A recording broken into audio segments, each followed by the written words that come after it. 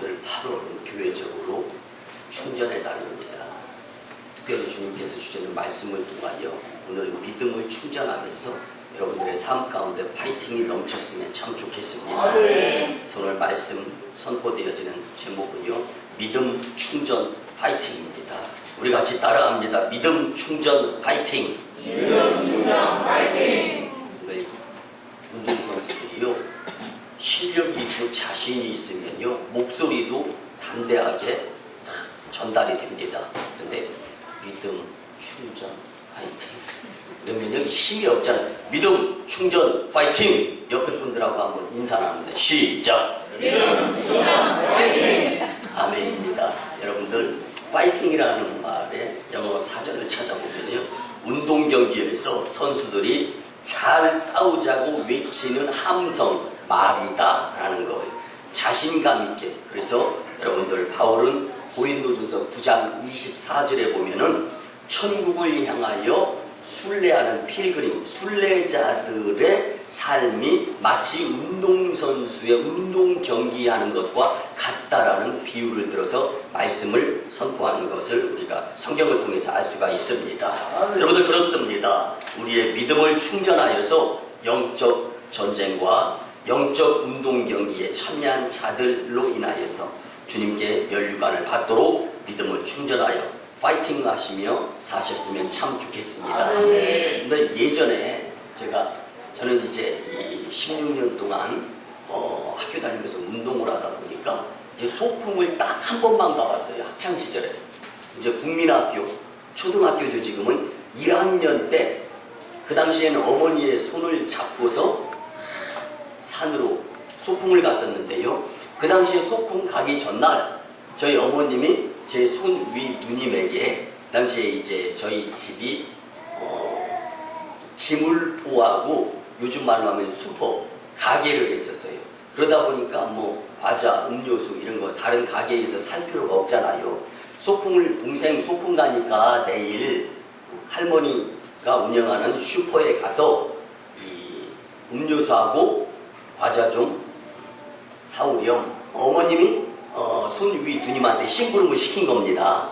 근데 심부름을 갔다 왔는데 잘했어 하고 칭찬을 받아야 되는데 이상한 게 분위기가 좀 아닌 것 같아요. 그래서 제가 가만히 들어보니까, 너는 내 동생이 국민학교에 입학해서 처음 가는 이제 봄 소풍인데 어떻게 동생 입에 맞는 과자 음료수를 가져왔어야지 내 입에 맞는 과자 음료수를 가져왔니? 하면서 무슨 이야기를 하냐면요, 이렇게 좀 믿음이 가게 행동을 하렴.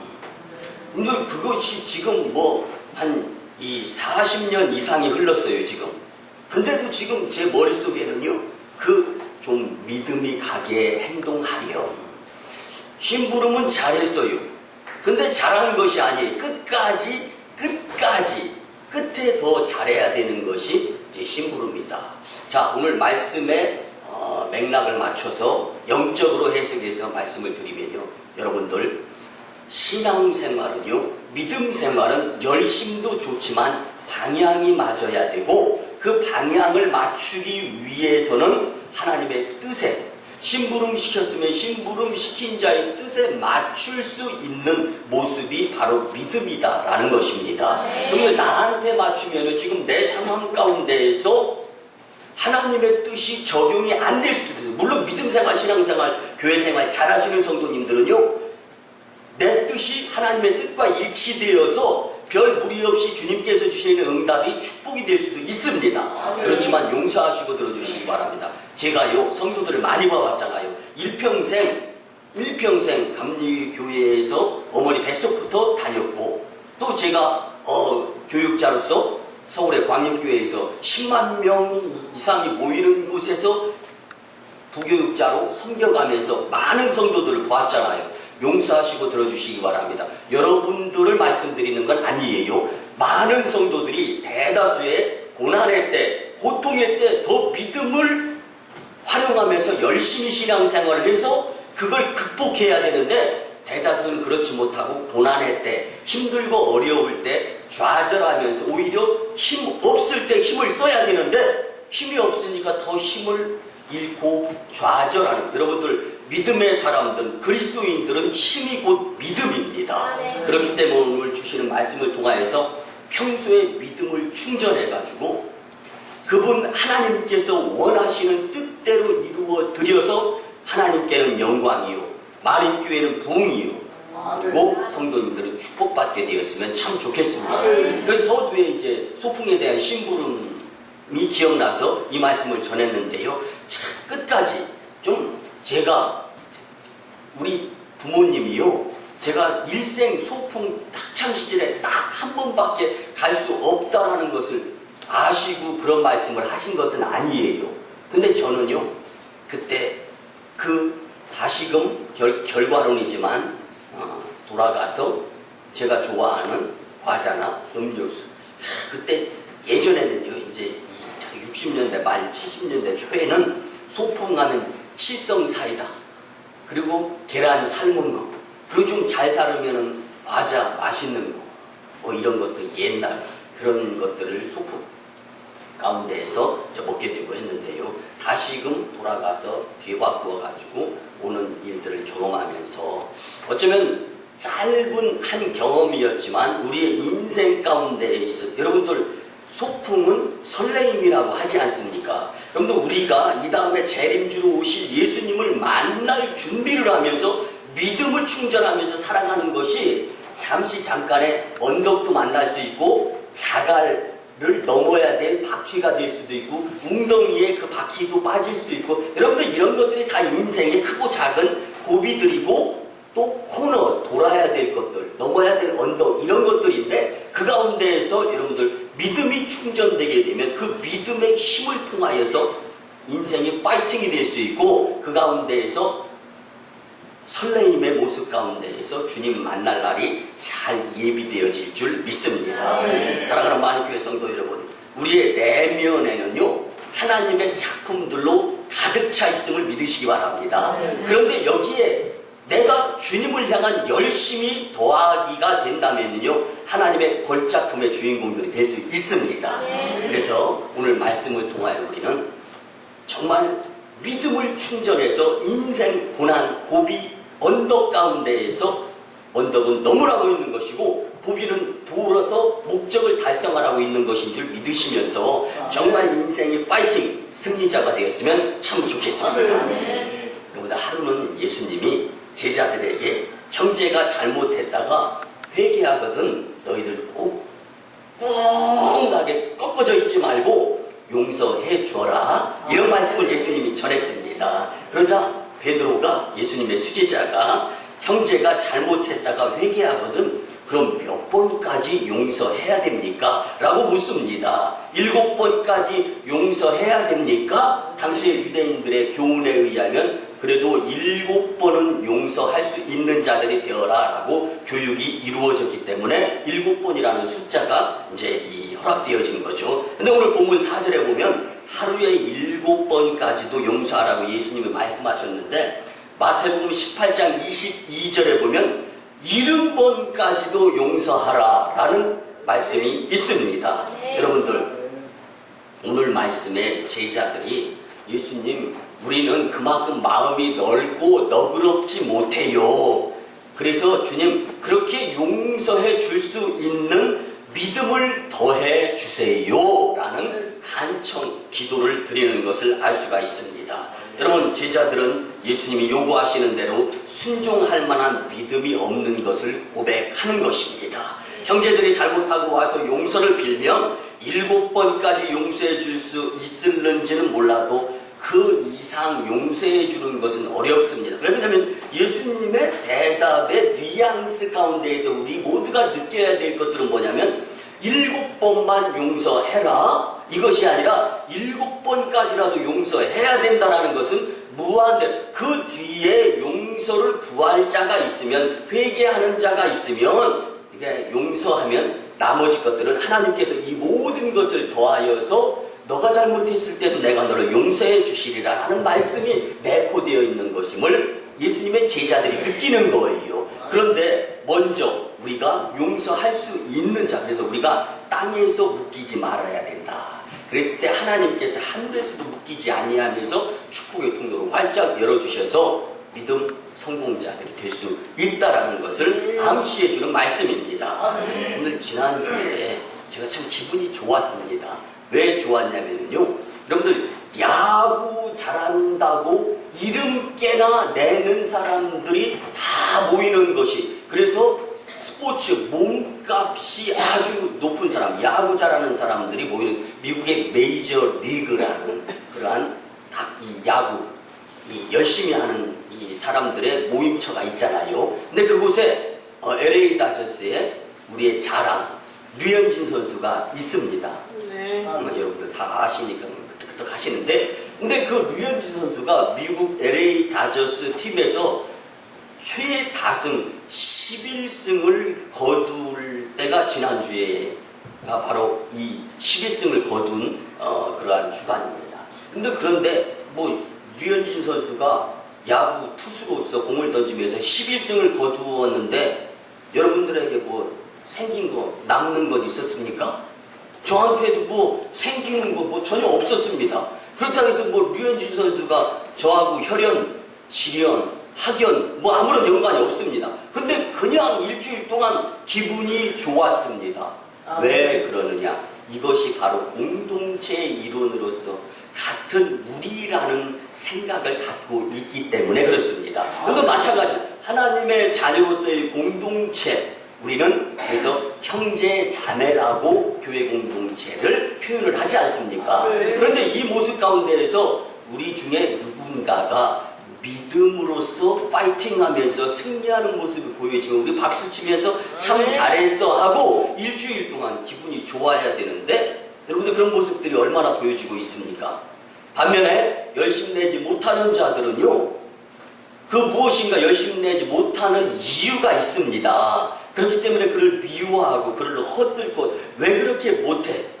여러분들 교회 부흥은요, 평균 수치에서 깎아먹는 자들도 있지만 더 열심 내는 자들도 있습니다. 그리고 우리가 자랑하는 우리 교회의 5대 선교 사역, 우리 5대 사역이 있는데 학원 선교 사역도 있고 방송 선교 사역도 있고 교정 선교 사역도 있고 복지 선교 사역도 있는데 또 해외 선교 사역이 있잖아요.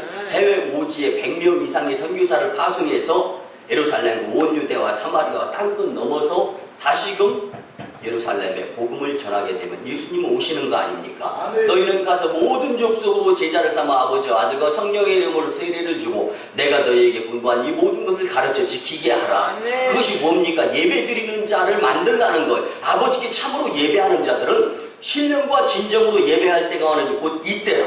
아버지께서 이렇게 자기 예배하는 자들을 찾으시느니라. 하나님은 예배하는 자들과 함께 하신다는 겁니다. 그런데 가장 중요한 것이 뭐냐? 바울은 갈라디아서 2장 20절에서 고백합니다. 여러분들, 살아가는 내가 그리스도와 함께 사는 것이 바로 내 안에, 내 속에 주님을 모시고 드리고 사는 것이지, 주님을 빼놓고 사는 그리스도인들의 삶은 사는 것이 아닙니다. 이것을 오늘 우리는 말씀 가운데에서 캐치해서 교훈을 얻어서 믿음으로 살아가면서 기왕이면 유쾌하고 상쾌하고 통쾌하게 신앙생활 좀 해봅시다. 야구 류현진 선수가 11승을 거둔 것은 기분 좋은데 오늘 주님 품에 안겨서 말씀드리면서 예배드리면서는 그 기쁨의 감격이 야구 공 던지면서 이긴 것과 은혜 받고 예배드리며 주님 품에 안기는 것이 과연 용서하시고 들어주시기 바랍니다. 비교할 수도 없는 부분이지만 주님을 만나는 것에 있어서 우리 얼마큼 감동, 물론 여러분들 오늘 지금 이 자리로 발걸음을 차원에서 옮긴 여러분들 믿음이 훌륭한 겁니다. 저는 여러분들 쌍수를 들어서 환영하고 싶어요. 하나님께서 하늘나라에서 쌍수를 들어가지고 여러분들을 환영하면서 얼마나 기뻐하시는지 저는 여러분들 믿거나 말거나 그렇지만 저는 이것이 느껴지는 거예요. 근데 여러분들 그 가운데에서 우리가 꼭 기억해야 할 것이 있다면 이 가운데에서 말씀 가운데, 그래서 여러분들 믿음은 충족 요건이 두 가지입니다. 첫째, 말씀을 열심히 듣는 자리로 나와야 됩니다. 이게 절반 50%입니다. 그리고 난 다음에 들은 말씀은 세상 가운데에서 적용해서 순종하며 지켜야 되는 것입니다. 이것이 믿음입니다. 그런데 50%는 잘해요. 여러분들처럼 50% 교회 나와서 은혜의 말씀을 잘 듣습니다. 근데 이것 50% 가지고는 믿음이 완성이 되는 것이 아닙니다. 여러분들, 은혜는 교회에서 받고 축복은 여러분들 삶의 터전에서 받아야 되는 거잖아요. 근데 교회에서도 축복받으면 은혜 받고 축복받았기 때문에 여기서 생기는 돈 여러분들 세상으로 못 갖고 가고 여기서 전부 다 눈물 콧물 흘리면서 다 내놓고 가게 빈손 빈털터리로 가게 돼 있다니까요. 왜? 은혜 받으면 드리게 돼 있으니까. 근데 여러분들 먹고 살아야 되잖아요. 그러니까 하나님께서 은혜는 교회에서 받고 축복은 세상에서 받아라. 근데 축복받기 위해서는 믿음의 요건이 충족돼야 되는 거예요. 충전이 돼야 되는 거예요. 믿음은 두 가지. 첫째, 은혜의 말씀을 받아야 된다. 교회에 나와서 여러분들 축복 많이 받고 싶으면 교회 새벽기도도 나오고 주일 저녁 예배, 수요 예배, 금요 초야도 나오시기 바랍니다. 여러분들 많이 참여하고 많이 듣게 될 때 더 큰 축복을 받는 거예요. 근데 이 말씀을 받았으면 이제 세상으로 돌아가서 말씀에 순종해서 적용해서 살아가게 되면 믿음이 능력이 되어서 여러분들 이는 힘으로도 안 돼요. 능으로도 안 돼요. 오직 여호와의 신으로 가능한 것이다. 그래서 바울이 고백한 내가 그리스도와 함께 십자가에 못 박혔나니 그런즉 이제는 내가 산 것이 아니다. 내 안에 그리스도께서 사신 것이다. 이제 나 육체 가운데 사는 것은 나를 살아가사 나를 위하여 자기 몸을 버리신 하나님의 아들 누굽니까? 예수 그리스도. 그리스도를 위하여 사는 것이 내가 사는 삶의 이유고 그렇기 때문에 나는 로마 감옥에 갇혔어도 에베소 교회 성도들을 위해서 기도하면서 오히려 감옥 밖에 있는 자들을 염려하며 기도하며 살아간다. 오늘 저는 여기서 목회관을 배웁니다. 내가 어느 곳에 있든지 간에 목회자의 기쁨은 성도들이 잘 되는 것이다. 아니 잘 못 되더라도 고난 가운데에서도 실망이나 좌절하지 아니하고 믿음 용기 100배에서 믿음이 충전되어져서 어떠한 가운데서도 여러분들 고난 가운데에서 그래서요 두 가지 모습이 나타납니다. 하나님 내가 열심히 교회 다니는데 나한테 왜 이런 고통 주셔 주님과 멀어지는 부류의 사람이 있습니다. 반면에 고난 고통이 다쳐도 주님 이 정도 믿음 가지고 제가 주님께 흔들리는 모습을 보여드리면서는 되겠습니까? 주님께 믿음의 모습을 더 열심히 보이게 했습니다. 그럼 주님이 감동하시는 거예요. 그리고 인생 역전의 모습을 보여주시는 주님을 경험할 수가 있는 것입니다. 오늘 그래서 우리는 오늘 말씀을 통하여 꼭 잊지 말고 기억해야 될 것은 평소에 믿음을 충전해 놨다가 위기 가운데서 파이팅하면서 승리의 삶의 주인공들이 다 되셨으면 좋겠습니다. 첫째는요, 고난이 믿음을 충전할 기회를 만들어 주는 것입니다. 여러분들 평상시의 믿음은 아무나 다 믿을 수 있는 거예요. 이것 가지고서는 특별한 스페셜 블레스, 특별한 주님의 축복을 받을 수가 없습니다. 고난이 우리를 하나님께 더 가까이 가게도 하고 반면에 더 멀어지게도 만드는데 그 사람의 믿음의 분량에 따라서 이것이 구분이 되는 것을 주님께서는 보고 아신다라는 것입니다. 우리 많은 공동체여러분은요 고난의 때에 주님과 더 가까워지는 기회가 다 되었으면 좋겠습니다. 지난주에 우리의 만인교회 파송 1호 선교사인 인도 땅 첸나이의 강용수 박선일 선교사님하고 통화를 했어요. 지금 분위기가 살얼음판을 걷고 있습니다. 그런데 많은 교회에서 기도드리는 함성을 느끼기 때문에 용기 내어서 벌써 인도 땅 첸나이의 교회를 3개나 지은 거예요. 근데 그곳에서 예배드리는 인도 첸나이에 사는 사람들도 만인교회 성도입니다. 그래서 우리가 같이 적극적으로 신앙생활을 분야한 창조, 성실한 생활, 사랑의 실천, 일시된 순종. 이 만인교회 5대 전통이 저 인도 땅 첸나이에서도 훈련이 되어지고 있습니다. 그리고 또 우리 교회 자랑, 또 2호 장동춘 이명순 선교사님이 중국 광동성 해주에서 열심히 선교 사역을 하고 있고 또 이제 3호 북한을 겨냥하면서 선교 훈련 받는 우리 교회 또 이 김종덕 전도사님이 지난주에 참 저는 담임 목사로서 뿌듯했습니다. 휴가를 선교 답사로 다녀오겠습니다. 근데 저는 아무 소리도 안 했어요. 근데 사실 목회가 말로 목회가 다는 아니거든요. 그곳에 가서 일주일 동안 제가 저는 이제 눈치가 있어가지고 이제 교회로 복귀했을 때 눈동자를 딱 쳐다봤어요. 그랬더니 뭔가 많이 품고 온 느낌을 딱 받을 수가 있었습니다. 많이 느낀 거예요. 왜? 그곳에서 예배 드릴 수 없는, 예배 드리고 싶어도 예배 드릴 수 없는 중국 땅. 우리나라는 예배 드릴 수 있어도 예배 드릴 수 있는 시간이 없는 한국 사람. 완전히 대조가 되어지는 거예요. 한 번에 예배를 드리면서 은혜. 근데 수요 예배나 금요 철야가 있습니까? 그러니까 예배를 드리고 싶어도 드릴 수 없기 때문에 그것이 안타까웠다라는 고백의 이야기를 들으면서요. 정말 그렇지만요, 이 중국의 삼자교회, 지하교회 숨어서 예배 드리는 그들의 그 핍박이고 고난 아닙니까? 그런데 그들의 한 번의 그 예배가 주님의 그 느낌, 은혜, 사랑을 충분히 흠뻑 적셔줘서 은혜를 받는다라는 것입니다. 여러분들 오늘의 예배자의 나의 자세를 한번 보시기 바랍니다. 얼마만큼. 여러분들 그래서 우리가 요한복음 11장 21절에서 27절에 나오는 죽은 나사로를 살리시는 예수님의 말씀을 보면요, 왜 고난 가운데에서 믿음을 충전할 수 있는 기회가 될 수 있는가를 알 수가 있는데요. 여러분 베다니의 예수님을 사랑하고 또 예수님이 그를 사랑하는 나사로라는 친구가 있었는데 둘은 친구예요. 친구. 근데 그의 두 여동생 마르다와 마리아가 예수님의 친구인 오빠가 죽어가고 있는 거예요. 그래서 예수님에게 전별을 보내는 겁니다. 우리 오빠 지금 죽어가고 있습니다. 내 생각 같으면 마리아와 생각이라면 예수님이 오셔서 죽기 전에 살려주실 수 있는 능력은 있지 않을까? 여러분들 여기까지 믿음이었죠. 그런데 예수님은 차원 높은 계획을 가지고 계셨던 분이십니다. 여러분들 죽어야 부활이 있는 것인 줄 믿으시기 바랍니다. 나사로를 예수님은 죽이려고 하는 거예요. 예수님 죽은 지 사흘이나 지났어요. 예수님 지난 다음에 오신 거예요.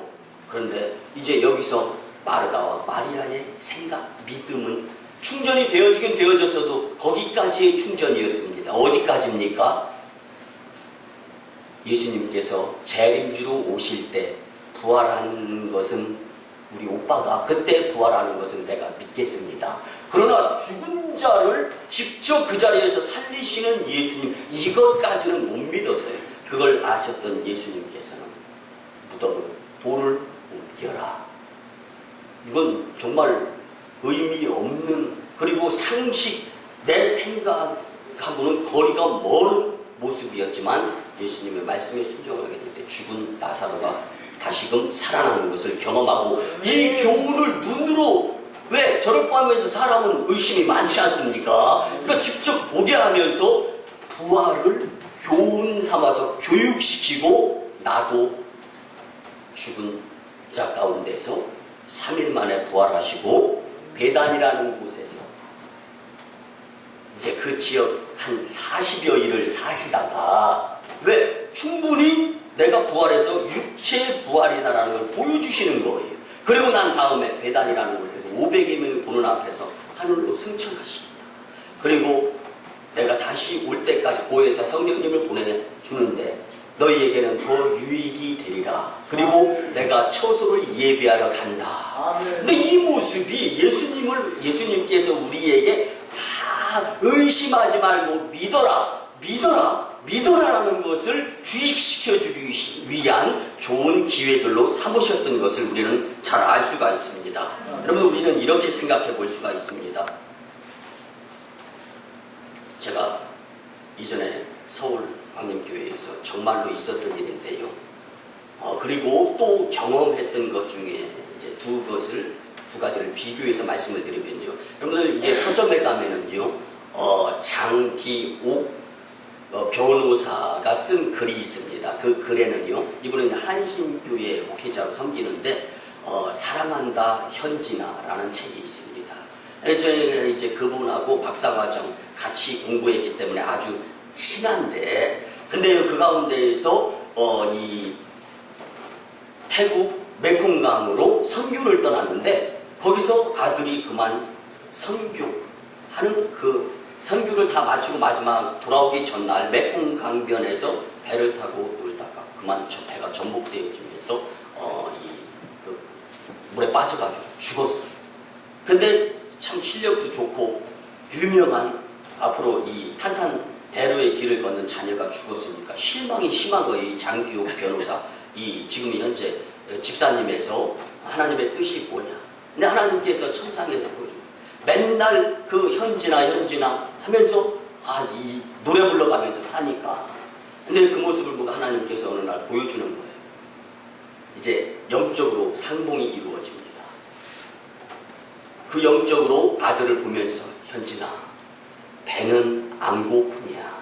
이렇게 물어볼 때 하늘에서 환한 해같이 빛나는 뒤 배경에 의해서 아빠, 이곳은 먹고 마시고 노는 것이 아니야. 하나님의 품이 얼마나 즐거운 건지.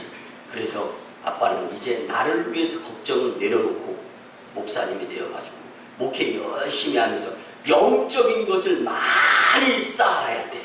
이곳에 보니까 영적으로 빈축정이들이 너무 많아가지고 그 사람들이 세상에 살아있을 때, 생명이 있을 때 열심히 먹고 사는 것에만 치중하지 않고 하나님의 영적인 것, 믿음을 충전하며 사는 것에 더 귀중한 것이었다라는 후회하는 사람들이 많이 있어.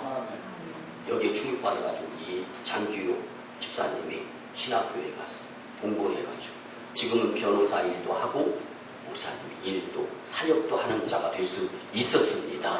반면에 포장마차를 하는 한 집사님 가정이 있었습니다. 교회에 오다가 교통사고 났어요. 근데 여기서 정말 믿음이 너무 좋았었는데 그만 실족하고 세상으로 돌아가는 모습을 저는 보았습니다. 아무리 권면해도 여러분들, 그래서 빛 대신 예수님, 반대는 어둠입니다. 빛과 어둠, 이 위에 중간 역할을 해야 될 곳은 없습니다. 아무리 권면을 해도 마음에서 예수님이 밀어내서 떠나다 보니까, 여러분들, 그래서 오늘 첫 번째로 고난 가운데에서도 제대로 된 믿음을 평소에 충전했다거나 아니면 제대로 된 믿음을 지키면서 흔들림 없는 모습 가운데에서 주님께 아름다운 모습을 보이게 된다면 믿음이 충전되어져서 더 큰 고난, 더 큰 어려움, 그리고 마지막 말세에 칠면 대환란 때 이 견디기가 어렵다라고 하는 계시록의 말씀에 의해서 그때 견딜 수 있는 믿음을 지금 충전할 수 있는 여러분들 가운데 고난의 때가 되었으면 참 좋겠습니다. 두 번째는요, 믿음을 고백할 때 믿음이 충전되어집니다. 우리 옆에 분들하고 한번 인사 나누고 믿음을 입으로 고백하며 삽시다. 사랑하는 성도 여러분, 성도는요 절대로 내 생각이나 내 기분대로 사는 자를 성도라고 하지 않습니다. 성도는 믿음대로 사는 자들을 하나님께서 성도라고 인정을 해 주시는 것입니다. 오늘 본문을 보면 예수님의 제자들이 믿음 없는 것을 예수님께 고백을 하죠. 예수님의 제자들에게 형제가 잘못했다고 와서 용서를 빌면 하루에 7번이라도 용서하라고 하시는 그 말씀에 제자들은 예수님께서 본문 5절에 보니까 우리에게 믿음을 더하소서. 아멘. 여러분, 이것이 우리의 고백. 여러분들, 이 믿음이 없으면서 믿음이 있는 척 하다 보면은요 문제가 생길 수가 있습니다. 그래서 여러분들, 교회는 조건부대로 믿고 다니는 것이 아니라 교회는 예수님 보고 다닐 수 있어야 됩니다. 예수님의 피값으로 산 전존 아닙니까? 그렇기 때문에 우리가 무엇으로 행실을 깨끗하게 하면서 교회 다닐 수 있는 주의 말씀과 훈계대로 따르면서 교회를 다닐 수 있어야 되는 것이고, 근데 교회는 건물이 아니라 주님 만나는 장소인 줄 믿으시기 바랍니다. 여러분들, 성경과 율법에 이르된 대로 7번까지 용서해 주기 바라는 것. 그런데 그러기 쉽지가 않습니다. 여러분들, 그래서 이 오늘 마르다의 모습 가운데에서의 이 말씀을 보면은요, 오빠가 지금 사는 것을 믿을 수 없는 모습. 그래서 여러분들 서두에도 말씀드렸지만 내 생각과 하나님의 생각이 일치되어진다는 건 큰 축복입니다. 그런데 쉽지가 않아요. 왜? 나는 세상에 처해 있기 때문에. 그래서 여러분들 믿음의 사람들은 세상 가운데에서 살지만 세상을 주님께로 인도할 수 있는 사명이 있다. 이를 위해서 반드시 필요한 것이 믿음이다라는 것을 잃지 않았으면 참 좋겠습니다. 사랑하는 성도 여러분, 자신의 믿음을 솔직히 하나님께 고백할 때 믿음이 충전됩니다. 믿음이 없으면서도 있는 척해서는 안 됩니다. 그래서 믿음은요, 직분, 목사, 장로, 권사, 집사, 이거하고는 아무런 상관이 없습니다. 여러분들 믿음이 있다 없다 자신 조금 알 수 있죠. 그리고 하나님은 온전히 아시죠. 나머지는 구분할 수가 없습니다. 그래서 사람을 행위대로 판단해서 되는 것이 아니다라는 것이 하나님의 말씀입니다. 여러분들, 주님은 우리가 적은 믿음을 고백할 때 적은 믿음을 책망하지 않으시고 믿음이 성장할 수 있도록 키워주시는 분이신 줄 믿으시기 바랍니다. 믿음이 없어서 시험에 드는 성도는 교회 중심적인 삶을 살 때 하나님이 믿음을 충전시켜 주시며 치유와 회복시켜 주심을 경험하게 됩니다. 여러분들, 석용욱 씨가 쓴 빛과 먹선 이야기라는 책이 있습니다. 그 책의 내용을 간략하게 설명을 드리면 여러분들 잘 들어보세요. 다듬어지지 않은 나의 생각은 그저 고집일 뿐입니다. 다듬어지지 않은 내 생각은 고집이라는 거예요. 그리고 다듬어지지 않은 나의 자유는 그저 반항일 뿐입니다. 근데 고집 부리고 반항하는 자녀를 둔 부모라면 이거 아주 피부에 와 닿습니다. 여러분들, 자식 이기는 부모 없다고 하지 않습니까? 뭐 얼마나 고집 부리고 반항하는 자녀를 둔 부모들, 오늘 내가 먼저 믿음이 충전되어서 믿음의 모습을 보이며 자녀가 그 모습을 보면서 영적인 철이 들었을 때 변화되어질 수 있는 기회를 활용할 수 있었으면 참 좋겠습니다. 여러분들, 그저 고집스럽게 반항하며 열심히 살았던 내 삶을 어떻게 하나님께 맡길 수 있겠습니까? 우리의 삶은 참고 기다리며 믿음을 주님께 고백하는 삶을 살 때 믿음이 충전되어지면서 파이팅하는 삶을 살게 될 수 있을 줄 믿습니다. 그래서 그리스도인들은 기분대로, 고집대로 혹은 자기 생각대로 사는 것보다 믿음대로 살아가야 되는 것이 뒤에 이 다음 미래의 후회거리를 줄이는 비결이 되는 것입니다. 우리는 우리의 충전된 믿음을 있는 그대로 고백하며, 주님, 이 모습이 믿음입니다. 부족하죠? 믿음 없음을 도와주세요. 그랬을 때 믿음이 충전된 모습 가운데 따라 내 믿음대로 될지어다. 주님 뜻과 일치가 되어졌는데 왜 왜 이루어지지 않는 것이 왜 이리 많은가? 오늘 말씀의 교훈은 적은 믿음이기 때문에 여러분들, 말씀 많이 듣고 말씀대로 살아서 하나님의 뜻에 일치되어져 있는 큰 믿음의 사람들이 될 때 인생 가운데 파이팅이 될 수 있고 그 가운데에서 승리의 삶을 통하여서 하나님께는 영광이요, 만인교회에는 부흥의 주인공이 되고 성도 축복받는 비결임을 믿고 말씀대로 행하려고 노력하면서 믿음이 습관화가 되어질 수 있는 많은 공동체 여러분들이 되었으면 참 좋겠습니다. 마지막 세 번째는요, 말씀에 순종할 때 믿음이 충전됩니다. 요즘 용서하시고 들어주시기 바랍니다. 제가 이제 이 신학교 동문회의 일을 보면서 동문회장 역할을 하다 보니까요, 이 감리교단뿐만이 아니라 장로교단, 성결교단, 침례교단 다 이 대표격 되는 목사님들과 같이 식사 나누면서 이제 교제도 하고, 그런데 그 가운데에서 정말 이 한국 기독교 교단의 거성이라는 분들 또 많이 만나고, 또한 지금 잠깐 이 뭐 범죄로 인해서 지금 뭐 이렇게 원치 않는 가운데 그분이 잘한 것도 있어. 근데 못한 것도 있으니까 어찌됐든 간에 사회법에 의해서 이제 형무소에 가 있는데 그분 이제 면회도 가서 예배도 드리고 이제 이런 일들을 하는데요. 그 가운데에서 지난달에는 이경숙 전 숙명여대 총장을 만났습니다. 근데 잠깐 식사하는 가운데 간증을 하는데 가슴이 뭉클한 거예요. 어떤 일이 있었냐면 자기는 숙명여대 총장이 되고 싶지 않았다는 거예요. 왜 그러냐면 지금 데모 중이거든, 숙명여대. 아니, 이경숙 전 숙명여대 총장이 그 총장 직임을 받을 때, 근데 하필이면 그래서 안 하겠다, 아무도 안 하겠다라고 총장을. 여러분들 너나 할 거지 총장 하고 싶어 하잖아요. 근데 워낙 이거 뭐 어지러우니까 학교가. 그런데 이 모든 사람이 다 이경숙 전 총장, 이경숙 박사가 총장이 되면은 이게 질서가 바로 잡힐 것이다. 그래서 추대가 된 거예요. 그런데 이제 이 업무를 보는 가운데 40일이 되어져 가는데 어떤 일이 있었냐면 이 노조가 파업을 하면서 데모를 일으킨 거예요. 근데 그 전주에 이제 강단에서 선포된 말씀이 이제 없는 자들, 어려운 자들을 돕고 많이 내 것 퍼서 주어라. 이것이 말씀이었다는 거예요. 근데 갑자기 데모하는데 유리창문을 총장실에서 이렇게 쳐다보는데 그 생각이 떠오르더라는 거예요. 그래서 교회 담임 목사님한테 전화를 걸었다고. 담임 목사님 지금 이 숙명여대가 지금 이제 이 데모를 일으키고 노조들이 파업을 일으키는데 참 힘들고 어렵습니다. 그런데 하필이면 목사님 전화 주셨던 말씀 가운데 어렵고 힘든 자들을 더 많이 퍼주고 섬겨라라는 말씀이 기억나가지고 목사님한테 지금 전화를 드렸습니다. 그랬더니 목사님 어떻게 할까요? 목사님 생각났으면 하나님의 뜻이니까 그렇게 순종하세요.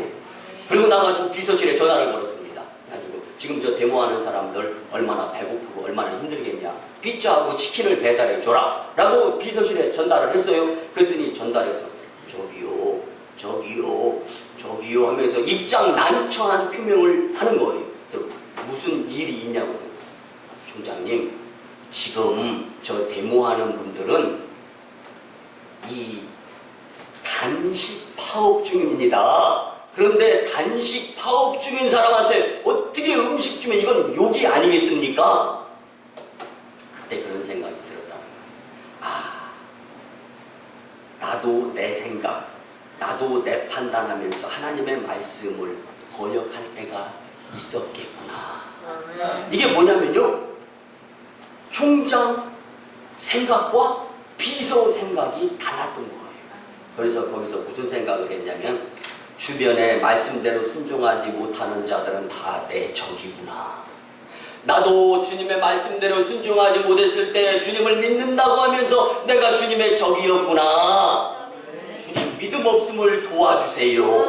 고백을 했다라는 거예요. 그리고 나가지고 시키는 대로 따르십시오.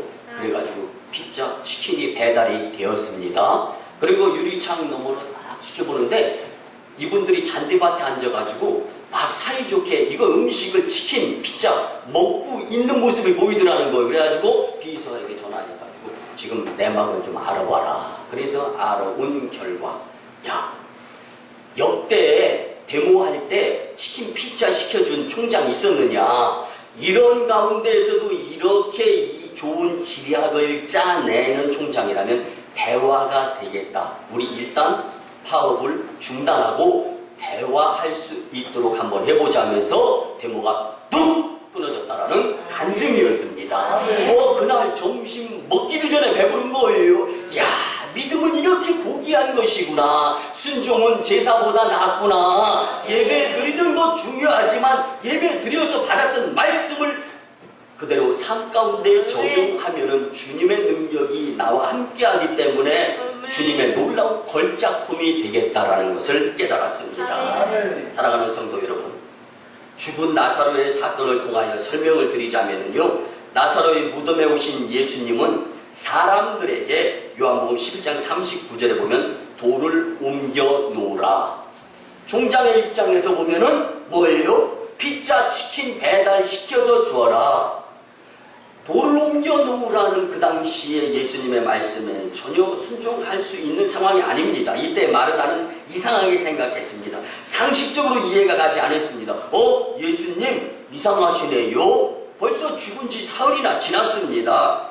그것은 나사로의 오라버니가 이미 시체가 썩어서 냄새가 나고 있기 때문에 불가능합니다. 악취나고 이 시체를 보면서 불결해질 수가 있습니다. 나사로가 다시 살아날 수 없다라는 마르다의 생각, 그렇지만 주님의 생각은 그를 살리려고 하는 것이 하나님의 뜻이었다라는 것이 말씀 가운데에서 반영이 되어지는 것입니다. 여러분, 내 생각은 죽은 자가 도로 살 수 없지만 예수님은 죽은 자를 살리시는 분이심을 믿는 것, 이것이 믿음입니다. 죽음 가운데에서 내가 살아나리라. 예수님은 다시 사셨습니다. 이 부활을 믿는 것이 믿음의 사람들의 이 믿음이라는 것입니다. 우리가 교회에 각종 예배를 드리게 되면 하나님 말씀은 충분한데 정작 그 말씀대로 순종하며 살기보다는 변명하거나 하나님은 나를 도와주시려고 하시는데 나는 그 도움의 자리를 벗어나서 무엇인가 내가 이루려고 하는 것 때문에 하나님의 일들을 그르칠 뿐만 아니라 기적의 주인공이 되지 못하는 것, 나의 믿음이 부족하기 때문이구나 라는 것을 우리는 깨달아야 된다는 것입니다. 우리는 하나님의 말씀을 새까맣게 잊어버리고 내 생각과 나의 생식대로 살아갈 때가 너무 많이 있지는 않습니까? 여러분들, 말씀에 순종하기보다는 변명을 하고 구실을 댈 때는 있지 않습니까? 말씀을 통하여 알 수 있는 것은 예수님은 모든 것을 다 알고 계시며 주님 뜻대로 이루시려고 하시는 계획이 있으신 분이다. 우리가 그 계획의 그 틀 안에 포함이 된다라면 여러분들은 그리스도인으로서 믿음을 활용하면서 파이팅하면서 승리자가 될 수 있다라고 격려하시는 오늘의 이 말씀에 여러분들은 응원이 되어졌으면 참 좋겠습니다. 여러분들, 선포되는 하나님 말씀대로 살면서 순종하게 될 때 믿음이 충전되어서 파이팅하면서 인생의 승리자가 될 줄 믿습니다. 말씀의 결론을 드립니다. 사랑하는 성도 여러분, 하나님의 말씀이 이해가 가지 않아도 고난에 닥치고 주님께 믿음을 고백할 수 없는 고통의 순간을, 그 터널을 지나고 있다 할지라도 분명한 것은 기차는 그 암흑의 그 고난의 그 고통의 터널에서 서 있지 않고 여전히 지나가고 있으면서 환한 모습으로 우리에게 다가오게 된다는 것을 기억하시기를 바랍니다. 그래서 우리 1년 뒤에 만인교회 미래를 내다보고 10년 뒤에 여러분들이 이루려고 하는 것들, 아니 여러분들보다 더 잘 됐으면 좋겠다는 자녀들이 잘 되기 위한 앞날의 시온의 대로를 활짝 열기 위해서는 축복의 통로가 열려야 되는데, 그를 위한 전제 조건이 믿음이 충전되어져야 한다는 것을 꼭 잊지 않았으면 참 좋겠습니다.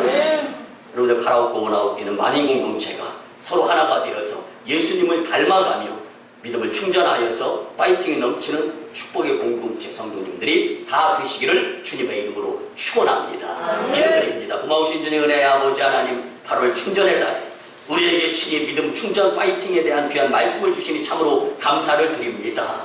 주님, 고난이 닥쳐도 믿음을 고백하며 말씀에 순종하는 삶으로 하나님께는 영광이요 교회는 부흥이고 성도 축복의 주인공들이 되기를 기대하며 감사드리고 존귀하신 예수님의 이름으로 축복하며 기도드리요나이다.